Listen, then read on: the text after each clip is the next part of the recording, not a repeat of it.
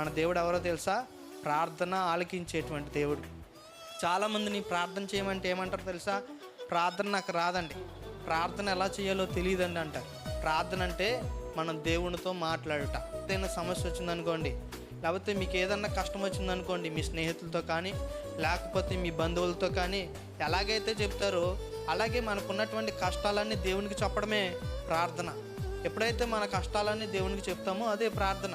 మీకు వచ్చినటువంటి భాషలోనే, మీకు వచ్చినట్టుగానే దేవునితో మీ కష్టాలని చెప్పుకుంటే అదే ప్రార్థన. మనం విశ్వాసులుగా పిలువబడుతున్నాం, కానీ మన జీవితాల్లో ప్రార్థన అనేటువంటిది లేదు. మనం ఎప్పుడైతే ప్రార్థన చేస్తామో, ముఖ్యంగా ఉపవాస ప్రార్థన చేస్తామో, మనం అనేకమైనటువంటి కార్యాలు మనం పొందుకుంటాం. ఇక్కడ ఉన్నటువంటి ఇశ్రాయేలు ప్రజలు చేసినటువంటి ప్రార్థన ఏంటో తెలుసా?